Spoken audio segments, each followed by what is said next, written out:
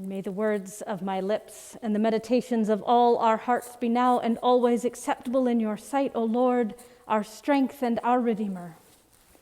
Amen.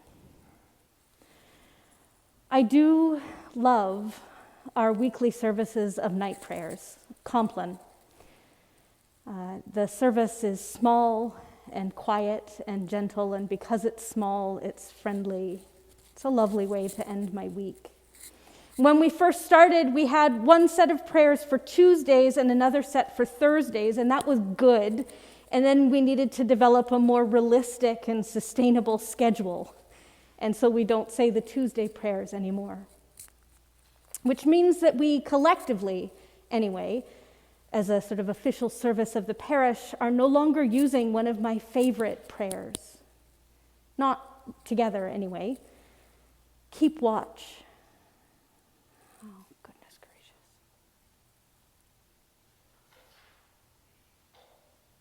Keep watch, dear God, with those who work or watch or weep this night, and give your angels charge over those who sleep.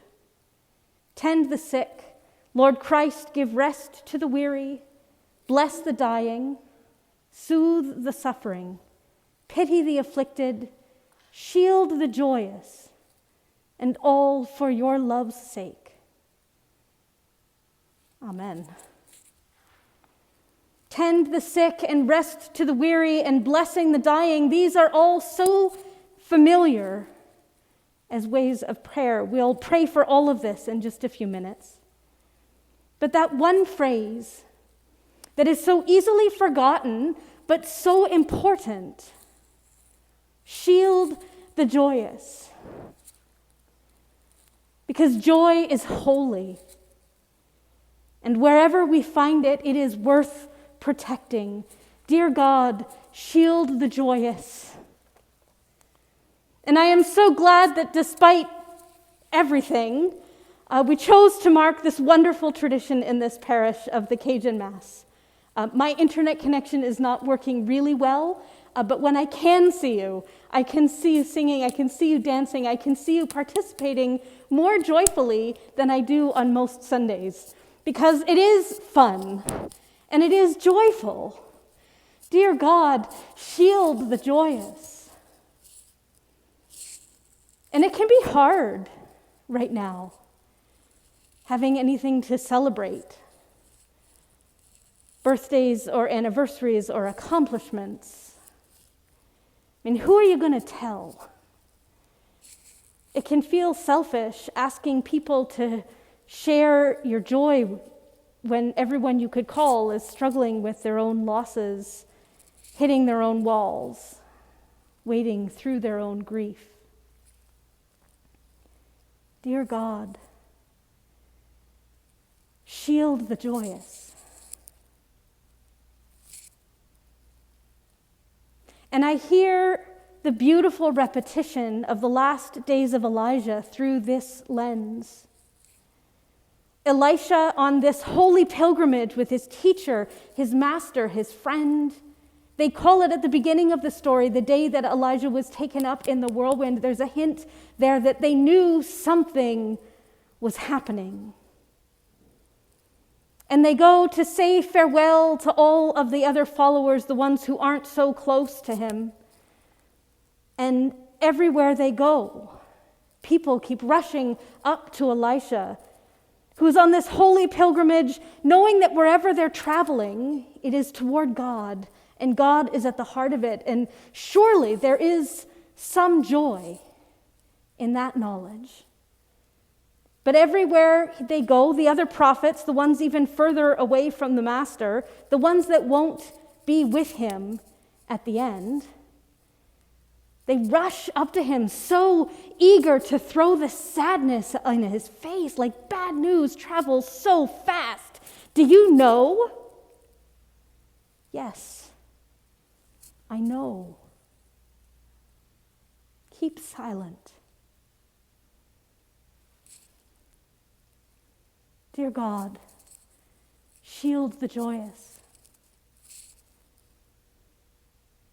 And I hear the story of the Transfiguration through this lens, Peter and James and John with Jesus on the mountaintop, having this amazing, confusing, terrifying new thing revealed to them.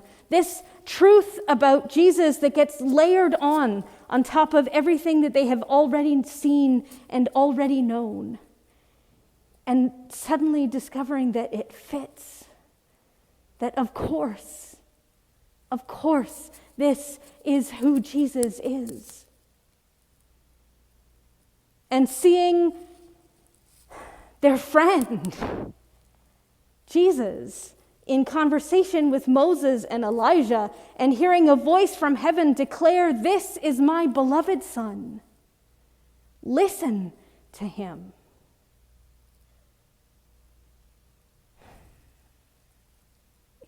That's a day. And then being asked to hold that knowledge to themselves as they come back down the mountain to continue teaching and healing and casting out demons and all of the things that everybody already knows about Jesus, but without this missing piece that the three of them have. Listen to him, the voice said, so they do. They listen to him as he describes how soon he will be arrested and tried and executed. And in the midst of all of the grief and confusion of the disciples, Peter and James and John know what they know, but they cannot say. Dear God, shield the joyous. And so here we prepare to enter into the season of Lent with a little bit of extra celebration and a bit of extra fun. And it is right, and it is good. Where there is joy to be found, seize it. But I don't know, this year, if the purpose of a Lenten fast is to disrupt the normal order, it is like turning a computer off and then on again so that it can restart fresh and work the way it is meant to do. People are like that too. If they're not working right, have you tried turning it off and then turning it back on again?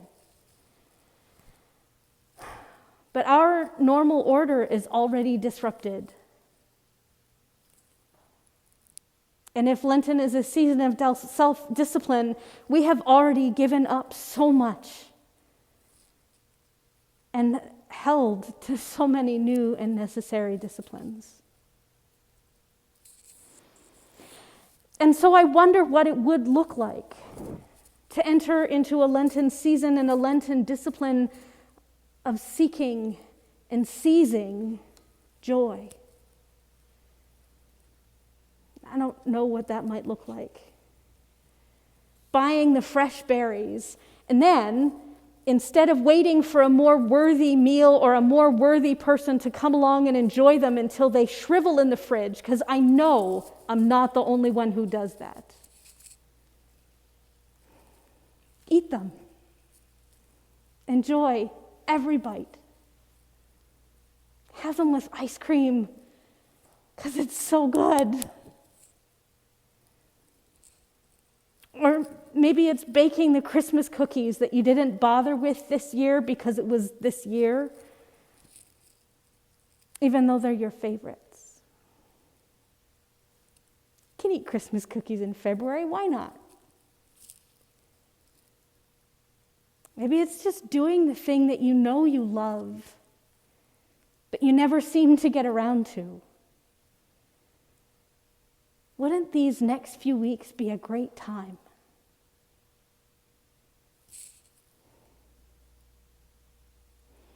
Truly enjoying, finding the joy in a good thing with gratitude. Trusting that the source of all good things is also the source of you and loves you. This also feels like it might be a way to keep a holy Lent, a way to keep a grateful heart, a way to find some joy and seize it, maybe even share it. We need more joy, I think. And sometimes I wonder if we're also busy reminding each other that it's normal. All of our reactions to this pandemic and this lockdown, it's normal. It's normal, and it's okay to be sad or angry or frightened or frustrated. And we share that, knowing that shared sorrow is half sorrow. But it might be good to remind one another, too, that it's normal. And it's okay, it's perfectly normal to have something to be happy about. Things to be grateful for. Something to celebrate. Shared joy is twice joy. What a delight it was to come in here this morning and just hearing you wishing each other a happy anniversary. I don't know whose anniversary it was. I didn't catch that part. Happy anniversary! Congratulations! I don't even know what it's an anniversary of. But thank you for sharing that joy. Dear God, shield the joyous. Tend the sick. Lord Christ, give rest to the weary. Bless the dying. Soothe the suffering. Pity the afflicted. Shield the joyous. And all for your love's sake. Amen.